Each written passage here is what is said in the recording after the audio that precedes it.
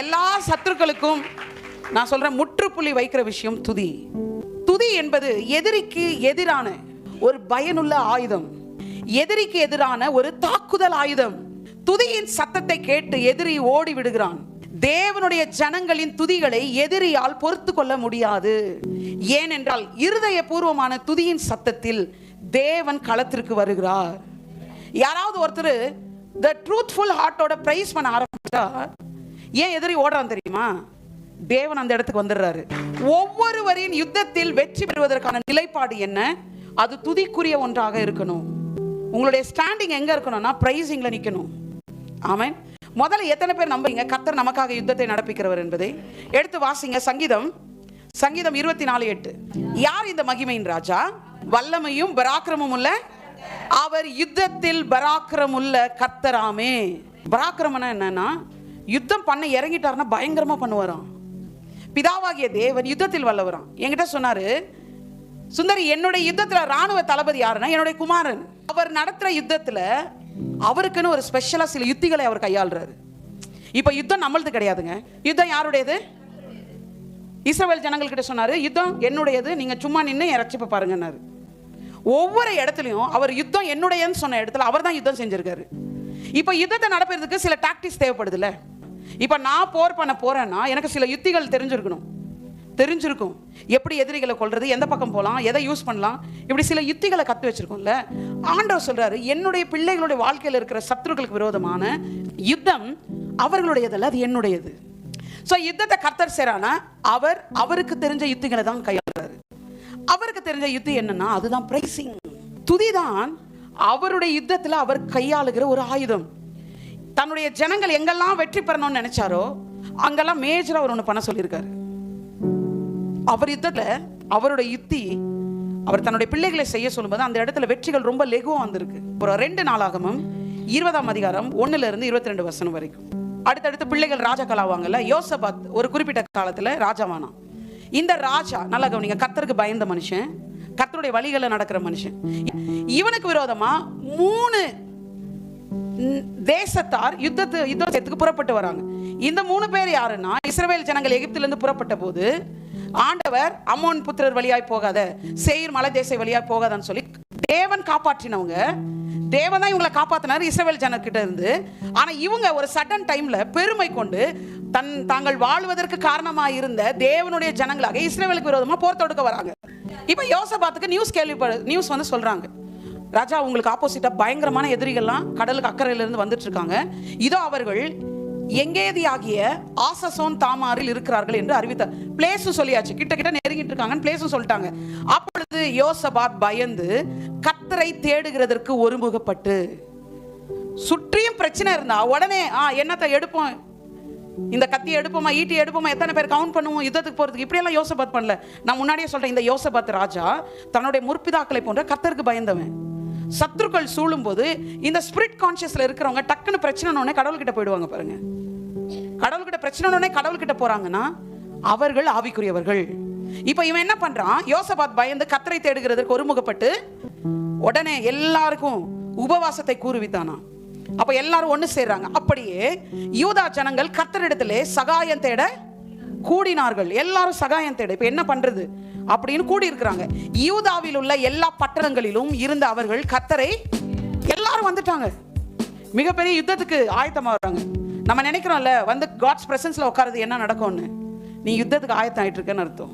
கர்த்தர் உன்னை ப்ரிப்பேர் பண்ணிட்டு இருக்காருன்னு அர்த்தம்.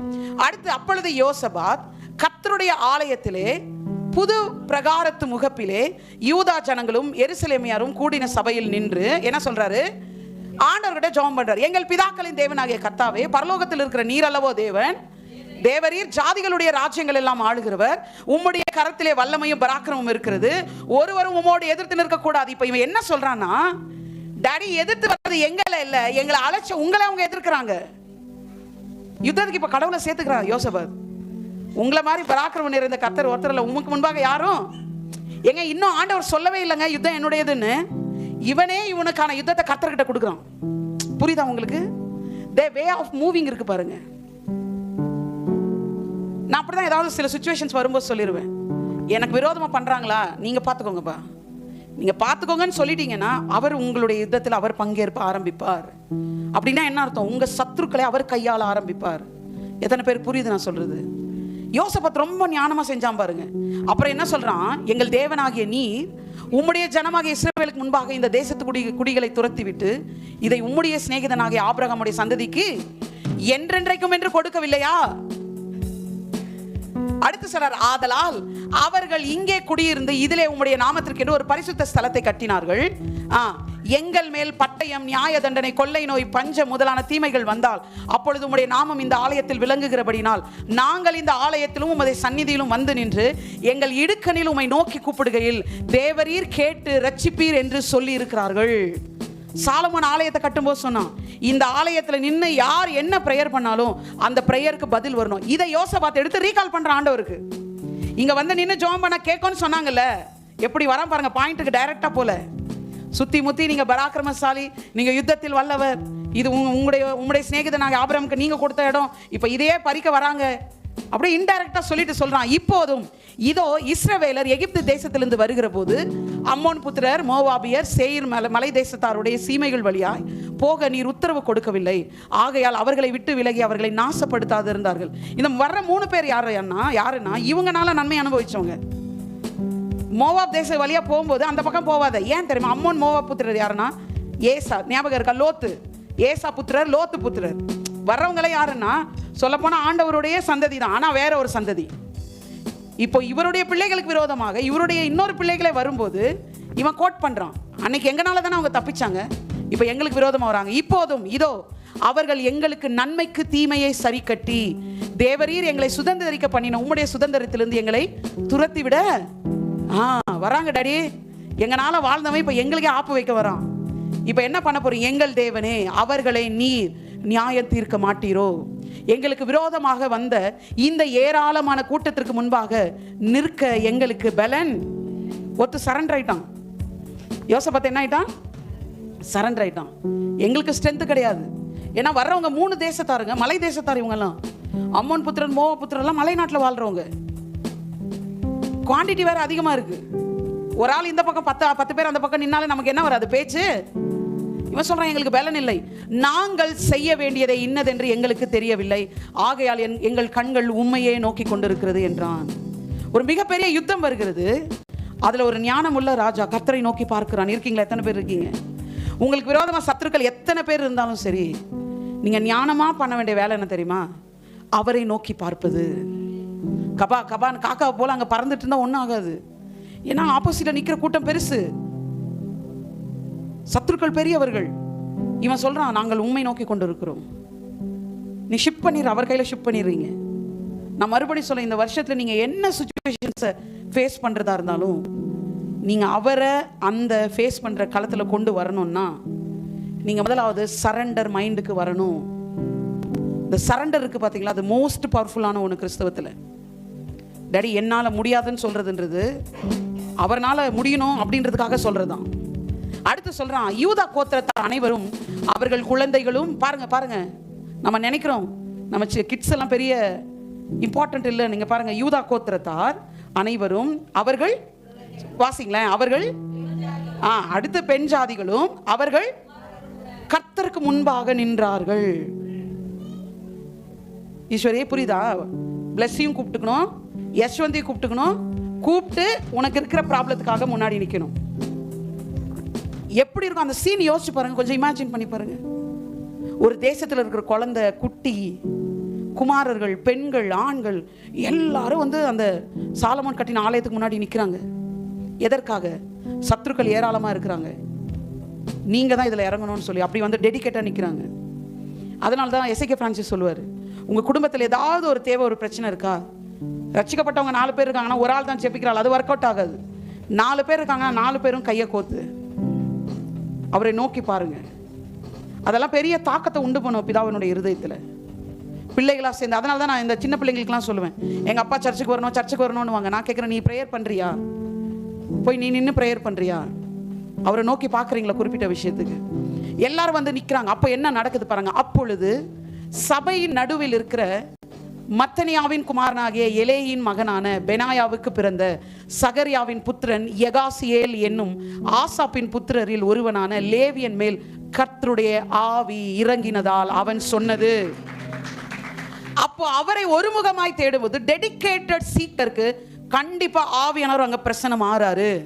நீங்க எத்தனை பேருங்க ஆமென் ஒத்துக்கிறீங்க? அப்ப என்ன நடக்குது? இப்ப கர்த்தருடைய வார்த்தை வரப்போகுது. சகல யூதா கோத்திரத்தார், இப்ப யகாசியேல் கர்த்தருடைய ஆவியினால நிரப்பப்பட்டு அவன் பேச ஆரம்பிக்கிறான். இது வரைக்கும் ராஜா பேசினார்ல, இப்ப ராஜா பேசினதுக்கு பதில் வார்த்தைய யகாசியேல் என்கிற ஒரு லேவியன் மீது ஆவியானவர் இறங்கி பேசுறாரு. நம்ம அப்பா பேசுற கடவுளுங்க. அதுக்கு ஒரு கையை தட்டுங்க. அவர் நீ பேசிட்டு இருந்தா வெறும் கேட்டுட்டு இருக்கிற தேவன் கிடையாது, நீ கேட்கிற கேள்விக்கு அவர் பதில் கொடுக்கிற தேவன். பாருங்க, ரிப்ளை கொடுத்திருக்காரு பாருங்க. கொடுத்தாரா இல்லையா? யோசேப்புக்கு ஆவி இறக்கி யகாசியேல் பேசுறான். சகல யூதா கோத்திரத்தாரே, எருசலேமின் குடிகளே, ராஜாவாகிய யோசபாத்தே கேளுங்கள். இப்ப யார் பேசிட்டு இருக்கிறது? யகாசியேல். இப்ப யகாசியேல் இல்ல, ஏன்னா ஆவி இறங்கிச்சு. இப்ப ஆவியானவர் பேசிட்டு இருக்காரு. கேளுங்கள். எல்லாம் சொல்லுங்க, என்ன பண்ணுமா? ஏதாவது ஒரு பிரச்சனைக்கு போய் அவர்கிட்ட போய் நின்று நீங்க பேசி முடிச்சுட்டு அமைதியாய் அவர் சொல்றதை கேட்கணும். எல்லாம் சொல்லுங்க, அவர் சொல்றத. இது ஒன் வே கனெக்ஷன் இல்ல, இது டூ வே கம்யூனிகேஷன். ரெண்டு வழியில இங்க தொடர்பு உண்டு. என்ன சொல்றாரு? நீங்கள் அந்த ஏராளமான கூட்டத்திற்கு பயப்படாமலும் கலங்காமலும் இருங்கள் என்று கர்த்தர் உங்களுக்கு. முத வார்த்தை என்ன? பயப்படாதடா மகனே, பயப்படாதடா. கர்த்தர் என்ன சொன்னாரா? அந்த ஏராளமான கூட்டத்திற்கு நீ பயப்படாத, கலங்காமலும் இருங்கள் என்று கர்த்தர் உங்களுக்கு சொல்லுகிறார். ஏன்னா இந்த யுத்தம் உங்களுடையது அல்ல. நல்லா நல்லா ஒரு கையை தட்டி என்ன சொல்றாரு? இந்த யுத்தம் உங்களுது கிடையாதுடா, இட்ஸ் மைன். எந்து நன்மை செஞ்சவங்களுக்கு தீமை செய்ய இழைக்க பார்க்குறாங்களா? அந்த கூட்டம் தான் இது. எழுதி வேணா வைங்க, இந்த வருஷம் யுத்தம் உங்களுடையது அல்ல, அது தேவனுடையது. ஏங்க நல்லா ஒரு ஆமேனுங்க. நல்லா சிரிச்சோம். எனர்ஜி பத்தல சர்ச்சில் இல்லை, எல்லாம் அரெஸ்ட் ஆகி உக்காந்துருக்கீங்களா என்னன்னு எனக்கு புரிய மாட்டேங்குது. பயப்படாத, கலங்காத. ஏங்க நான் யுத்தம் பண்ணணும், எனக்கான சத்துருக்களுக்கு வெல்வதற்கு நான் யுத்தம் பண்ணணும் தாங்க நான் பயப்படணும். இவர் சொல்றார், கலங்காத, பயப்படாத. பக்கத்தில் பார்த்து சொல்லுங்க, என்ன பண்ணக்கூடாது இந்த வருஷம்? ஏன் ஆண்டவரேன்னா, for the battle is not yours but God's. இது ஒரு பெரிய, நான் சொல்றேன், இது ஒரு எக்கால துணி, உங்களுக்கான எக்கால துணி. இந்த வருஷம் யுத்தத்தை அவர் கரத்திலே கொடுத்து அவருடைய யுத்தத்தில் அவர் யூஸ் பண்ற யுத்திகளை மாத்திரம் நம்ம பயன்படுத்தும்படி அழைக்கப்பட்டிருக்கிறோம்.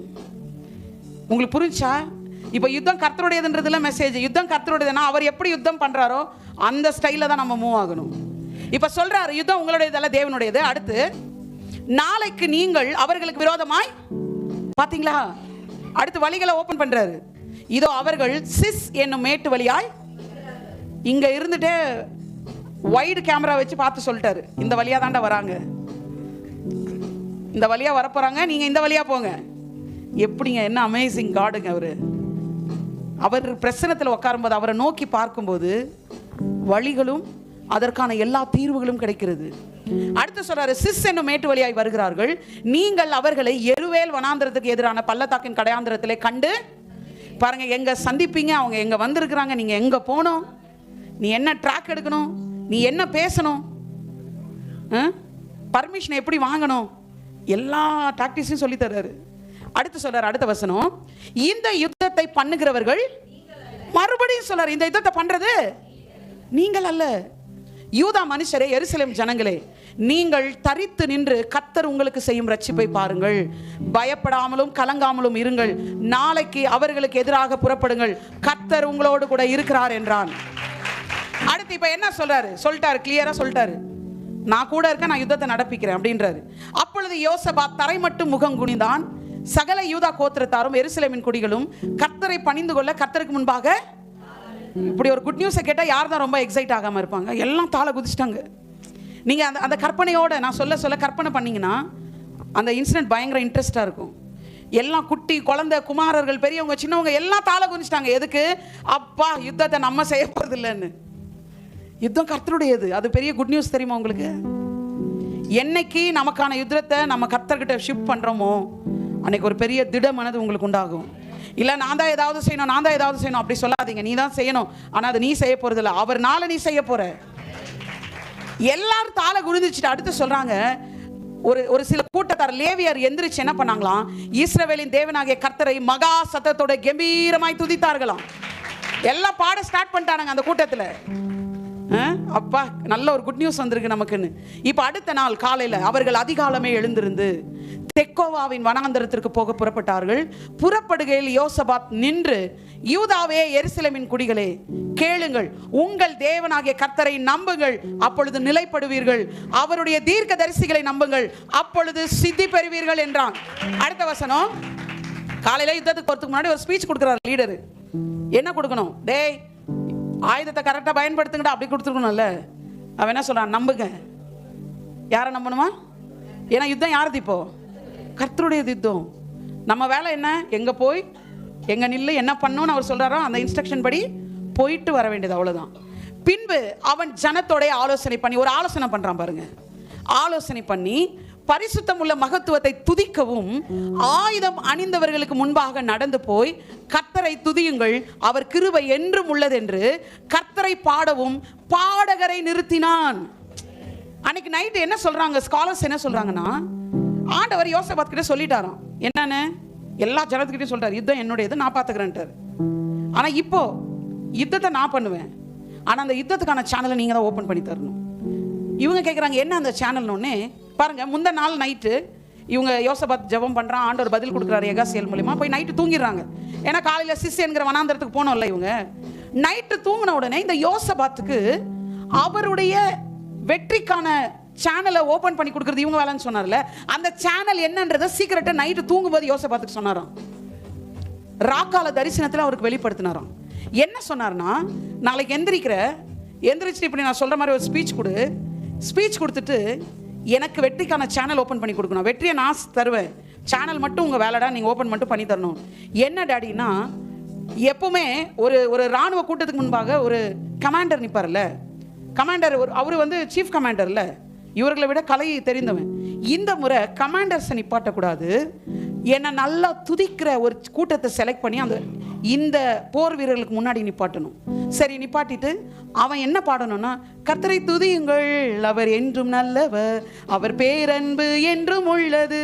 அவங்க என்ன பண்ணிட்டே இருக்கணும் போகும்போது, கர்த்தரை துதியுங்கள், அவர் என்றும் நல்லவர், அவர் பேரன்பு. இவங்க என்ன பண்ணணுமா, இந்த யுத்தத்துடைய நல்லா கவனிங்க, மேனிஃபெஸ்டேஷன். இங்க வந்து யுத்தத்துக்கான வெற்றி தான் மேனிஃபெஸ்டேஷன். இந்த மேனிஃபெஸ்டேஷனுக்கான சேனலை நம்ம தான் ஓபன் பண்ணி கொடுக்கணும்ன்றாரு. அது என்னன்னா பிரைசிங். முன்னாடி நிப்பாட்டிட்டு ஒரு கூட்டத்தை ஆயத்தப்படுத்திட்டு, கர்த்தர் நல்லவர், அவர் கிருபை என்றும் உள்ளதுன்னு ஒரு கூட்டம் பாடிக்கிட்டே இருக்கணுமா. பாடிக்கிட்டு போயிடுது. இப்படி ஒரு கூட்டத்தை ஆயத்தப்படுத்த சொல்றாரு யோசபாத். இவனும் காலையில எந்திரிக்கிறான். எந்திரிச்சு என்ன பண்றான், கமாண்டர் சீஃப் கமாண்டர் வெயிட் பண்ணிட்டு இருக்காரு. ஓ யோசபாத் ராஜா நம்மள தான் முன்னாடி நிப்பாட்டுவாருன்னு. ஆனா ஆண்டவர் அன்னைக்கு நைட்டு யோசபாத்துக்கு வேற ஒரு ஐடியா கொடுத்துட்டார். ஏன்னா யுத்தம் அவருடையது இல்ல. எங்க யுத்தம் யோசபாத்துனா, யோசபாத் தன்னுடைய யுத்திகளை பயன்படுத்திருப்பானா, பயன்படுத்திருக்க மாட்டானா? ஆனா இப்போ யுத்தம் யோசபாத்தது இல்ல, யுத்தம் கர்த்தருடையது இல்லையா? அவர் அவருடைய யுத்திகளை செய்ய சொல்லுகிறார். அவருடைய யுத்தி என்ன? சில பாடகர்களை எழுப்பி அந்த யுத்த வீரர்களுக்கு முன்பாக நிப்பாட்டிட்டு, முன்னாடி அந்த கூட்டத்தை நிப்பாட்டிட்டு, இப்போ கிளம்புகடா அப்படின்றாரு. யோசபாத் எந்திரிச்சு அடுத்த நாள் செட்டிங் பண்றாரு. யுத்தத்தை நடத்துகிற கர்த்தர் ஒரு செட்டிங்கை பண்ண சொல்றாரு. முன்னாடி துதி தான் இருக்கணும். ஏங்க நான் மறுபடியும் சொல்றேன், பிரைசிங்கை நீங்க ரொம்ப சாதாரணமா எடுத்தீங்கன்னா அதற்கு நான் இந்த வருஷம் பொறுப்பல்ல. நாங்க ரொம்ப சீரியஸா எடுத்துருக்கிறோம். பிரைசிங் எல்லாம் சொல்லுங்க, யுத்தத்தை வெற்றி பெறணும். எத்தனை பேருக்கு வெற்றி பெறணும்? ஆண்டவர் தான் உனக்கு வெற்றி கொடுக்க போறாரு. நீ சேனல் மட்டும் ஓபன் பண்ணி கொடு. என்ன பண்ணோம் இனிமே பிரச்சனையை பார்த்தா, தேவ கிருபை என்றும் உள்ளது. எப்படிங்க பாடணும்? அவர் கிருபை என்றும் உள்ளது, அவரை போற்றி துதித்து பாடி ஹல்லேலூயா என்றார் பரிபூர்ண. வசனம் 21 வசனம். பின்பு அவன் ஜனத்தோட ஆலோசனை பண்ணி, என்ன ஆலோசனை பண்ணா யோசபாத்? கூப்பிட்டு சொல்லியிருப்பான், இங்க வாங்க மூப்பர்களே, நேற்று நைட்டு கர்த்தர் ஒரு விஷயத்த சொன்னார். என்ன சொன்னார் யோசபாத்?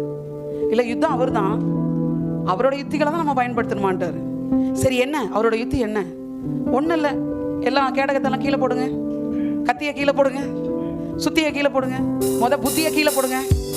எல்லாத்தையும் கீழே போடுங்க. அப்புறம் என்னதான்ப்பா சொன்னாரு? தேவ கிருபை என்றும் உள்ளது. அப்படி பாட சொல்றாருப்பா. கிருபை என்னப்பா இது புரியலையே. அவரை போற்றி துதித்து பாடி ஹல்லேலூயா என்றார். நல்லா என்ஜாய் பண்ணி அவரை போற்றி துதித்து பாடி ஹல்லேலூயா என்றார் பரிபூர்ண. 22ஆம் வசனம். இப்போ பாடகரை நிப்பாட்டிட்டு எல்லாம் போயிட்டு இருக்காங்க. எங்க சிஸ் என்கிற வனாந்திரத்துக்கு போய் அங்க நிக்கிறாங்க. நின்னுட்டு ஆண்டவர் சொல்ல, என் யுத்தியை பயன்படுத்திடலாமா? யுத்தியை பயன்படுத்தினா என்ன வரும் சொல்லுங்க? யுத்தியை பயன்படுத்தினா என்ன வரும்? சூப்பர் சொல்லுங்க. வெற்றி வரும் சொல்லுங்களேன். தேவனுடைய யுத்தியை பயன்படுத்தினா இப்ப ஆண்டவர் தான் வெற்றி கொடுக்க போறாரு. சேனல் ஓபன் பண்ண போறாரு. ரெடியா? இப்ப எல்லாரும் நின்னுட்டு இருக்காங்க. 22ஆம் வசனம். அவர்கள் பாடி துதி செய்ய தொடங்கின போது யூதாவுக்கு விரோதமாய் வந்து பதிவிருந்த அம்மோன் புத்திரரையும் மோவாபியரையும் சேயீர் மலை தேசத்தாரையும் ஒருவருக்கு விரோதமாய் ஒருவரை கர்த்தர் எழுப்ப பண்ணினதினாலே அவர்கள் வெட்டுண்டு விழுந்தார்கள். ஒண்ணுமே பண்ணலங்க யுத்தத்துல வெற்றி பெறதுக்கு. 22ஆம் வசனம் சொல்லுது, அவர்கள் பாடி துதிக்க தொடங்கின. எப்ப தெரியுமா உங்க சத்துருக்கள் வெட்டுண்டு விழுவாங்க? இப்படி தட்டிட்டு இருந்தா இல்ல. யஷ்வந்த் ரெடியா? பாடி துதிக்க தொடங்குவோமா? இங்க நம்ம தொடங்க, இங்க துதிக்க. அங்க என்ன நடக்கும்? சத்துருக்கள் வெட்டுண்டு விழுவார்கள். ஏராளமான ஜனக்கூட்டத்தை கர்த்தருடைய யுத்தியை இவர்கள் பயன்படுத்தினதுனால கர்த்தர் என்ன பண்ணாரு? இந்த பக்கம் சீஸ் வனாந்தரத்துல இவங்க நின்னுட்டு பாட ஸ்டார்ட் பண்ணிட்டாங்க. ஏதோ இன்னைக்கு நம்ம பாடுற பாட்டு, ஏதோ ஒரு பாட்டு பாட ஸ்டார்ட் பண்ணிட்டாங்க. அந்த பக்கம் என்னாச்சு? சொன்னார்ல யுத்தம் எந்துன்னு, அவர் தானே டீல் பண்ணுவாரு. அந்த பக்கம் இந்த 3 தேசத்தை நின்றுட்டு இருக்காங்கல்ல, ரெடியா நிக்கிறாங்க. இஸ்ரவேலர் வரட்ட முடிச்சிடலாம். இங்க பாட தொடங்கின உடனே அவனுங்களுக்குள்ளேயே சண்டையை மூட்டி விட்டாராம். ஆண்டவர் என்ன பண்ணாரா? அவனுங்களுக்குள்ளேயே சண்டையை மூட்டிட்டு ஓடலையா, ஒருத்தனுக்கு விரோதமாய் ஒருவர் எழும்பி அவர்களை வெட்டி கொண்டார்களாம். திரும்ப அடுத்த வசனம் நீங்க வீட்டுல போய் வாசிங்க. என்னடா எட்டி பார்க்கலாம் ஆண்டவர் சொல்றாரு, இப்ப எட்டி பாருங்க அப்படின்றான் யோசபாத்து. எட்டி பாக்குறாங்களா?